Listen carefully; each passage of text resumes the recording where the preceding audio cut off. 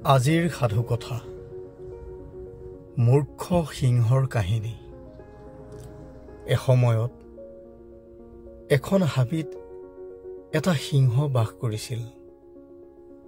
সিংহটো বৰ উগ্ৰ আছিল।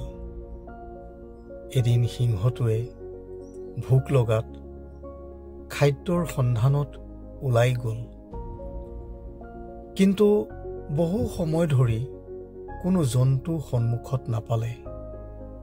সিংহটো ভাগৰি পৰি গছ এজোপাৰ ছাঁত বহি পৰিল। হঠাৎ সেই গছজোপাৰ ওচৰৰ এটা গাঁতৰ পৰা এটা শহাপহু ওলাই অহা সিংহই দেখিলে। সিংহই শহাপহুটো দেখাৰ লগে লগে তাৰ হাতোৰাৰে থাপ মাৰি ধৰিলে। শহাপহুটোৱে ভাবিলে, আজি সি সিংহৰ খাদ্য হৈ পৰিব। ঠিক সেই সময়তে সিংহই এটা হৰিণ তাৰ সন্মুখেদি পাৰ হৈ যোৱা দেখা পালে। সিংহই ভাবিলে, এই সৰু শহাপহুটোৱে মোৰ পেট ভৰাব নোৱাৰে।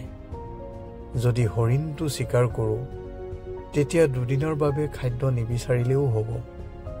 তাকে ভাবি সিংহই শহাটোক এৰি হৰিণাটো চিকাৰ কৰিবলৈ দৌৰ মাৰি গ'ল। কিন্তু সিংহই ধৰাৰ আগেয়েই হৰিণটোৱে দীঘলীয়া জাপ মাৰি জংঘললৈ পলাই গ'ল। সিংহই হৰিণক ধৰিবলৈ বহুত চেষ্টা কৰিলেও সফল হ'ব নোৱাৰিলে। উপায়ন্তৰ হৈ সিংহটো গছজোপাৰ ওচৰলৈ ঘূৰি আহিল, কিন্তু সিমানখিনি সময়লৈ শহাপহুটোও তাৰ পৰা পলাই গৈছিল। এতিয়া সিংহই নিজৰ মূৰ্খামিৰ বাবে অনুশোচনা কৰিবলৈ ধৰিলে, কাৰণ সি জোখতকৈ বেছি লোভ কৰাৰ বাবে হৰিণটোও হাতৰ পৰা গুচি গ'ল আৰু শহাটোকো ধৰিব নোৱাৰিলে। এতিয়া সি লঘোণেই থাকিব লাগিব।